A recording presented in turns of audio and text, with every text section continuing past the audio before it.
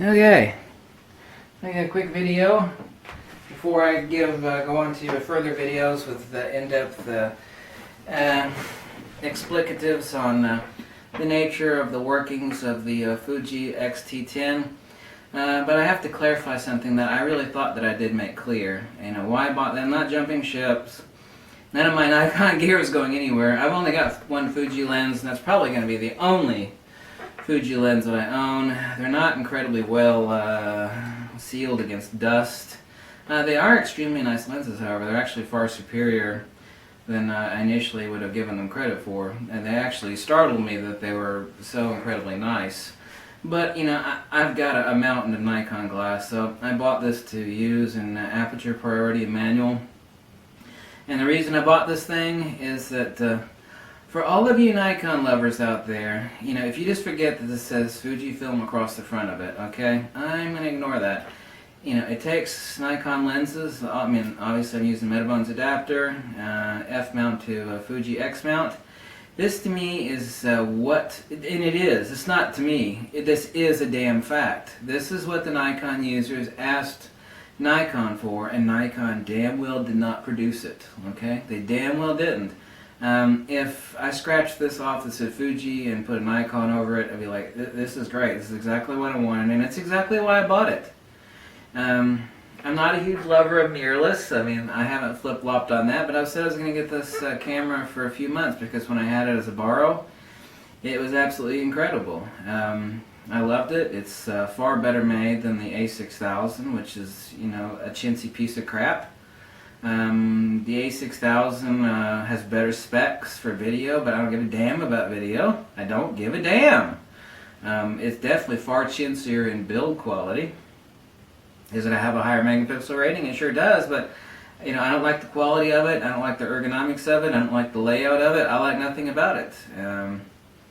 Not interested in it. It is very cheap, but I'm not interested in buying their product, and it has nothing to do with brand loyalty. I certainly got no brand loyalty to Fuji. I mean, other than using like a bazillion tons of their film for like 20 years.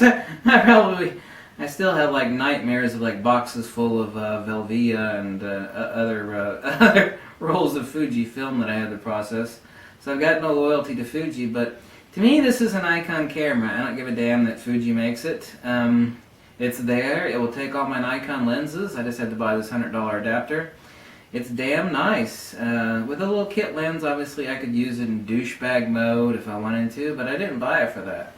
You know, obviously I have no autofocusing capabilities with any Nikon lens that I have on this thing. I don't give a damn. I spent decades with manual focus lenses, and all those Zeiss lenses are manual focus regardless what the hell you put them on anyway. So, aperture priority and manual, you know, I can spot meter with it. I got focus peaking. It's made far, far better than the phony product. This is exactly what you know, if you're a Nikon user, I mean, you want to call this an Nikon? That's fine. If it helps you rationalize it better, I mean, that's kind of what I do in my mind. I mean, no, I'm not thinking this is an Nikon, but this is what I wanted. And this is exactly what a lot of other Nikon users wanted. They wanted this. Okay? It is. It's what they wanted. They wanted a little miniature jobby that reminded them of an old simple film camera. Keep it simple, stupid. KISS. The DF is insanely expensive, it's over-engineered, it's a despicable disgrace of a camera. Yeah, it's well made and it's got good output, it's got the same sensor in it as the Nikon D4S. You know? Sensor isn't everything too, by the way. The D3, Nikon D3 and D700 both have the same sensor, but they have radically different output. People think, well, the sensor's made by so... That doesn't matter. What really matters is the AD converters in every digital camera and the SNR firmware, okay? Because you can make two identical sensors have totally, radically different outputs and radically different sensitivities, strictly based upon the SNR firmware and strictly based upon the AD converters. People think, well, that's the sensor, you know, the sensor... No, baby. This is what pisses me. People don't get that. And they just don't get it because Nikon or Canon or Fuji or Sony, nobody talks about it because all that crap is proprietary secret.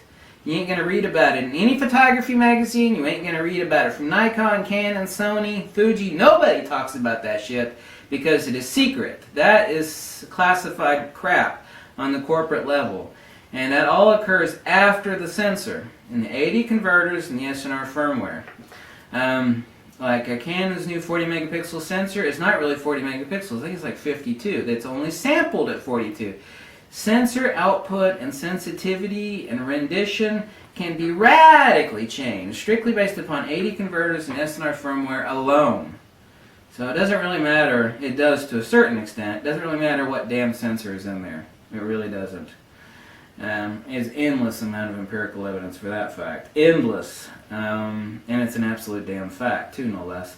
But, the reason I bought this is not that, giving a middle finger to Nikon. Well, I kind of am, because my Nikon crap isn't going anywhere. I've been with it forever. And I'm not buying Fuji lenses, even though they far outdid me in impressing as far as their output and their quality. Actually, the vignetting and the sharpness on the Fujifilm lenses is absolutely stunning, and they're relatively pretty darn cheap. But I've got a mount and a glass, and I don't need that. I mean, to me, this is a Nikon camera made by Fuji. It takes all my Nikon glass. It's exactly what I wanted, and this is going to be my motorcycle camera in relationship to all my car cameras, my big heavy DSLRs, which I love dearly to the ends of this earth, which are so simple to use. But this is simple too. Got a shutter wheel dial up here. You can use it in aperture mode or manual mode. I got focus peaking. It's friggin' easy to use. It's pretty damn fast. The output on it's really damn good, and it's really damn tiny. The camera body is really tiny. As I've said 1,000 times before, it doesn't really matter because everything's about the glass. I mean, this frigging lens and this Metabones adapter weighs a whole lot more than the camera by many factors. So, I mean, the center of gravity here is like, the center of gravity is like way right there. I mean, everything's way over here. Actually, center of gravity is right here. So anyway, that's why I bought it, and it is an exquisite camera. It's damn cheap. Like I said, it's on sale for $700.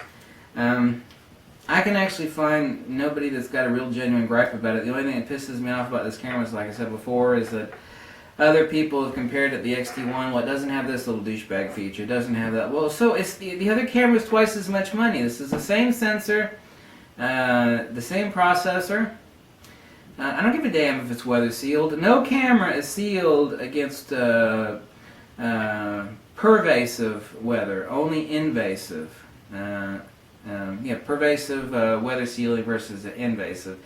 Invasive is light rain mist, or you get like someone throws a bucket of water on or something stupid like that. That would be invasive.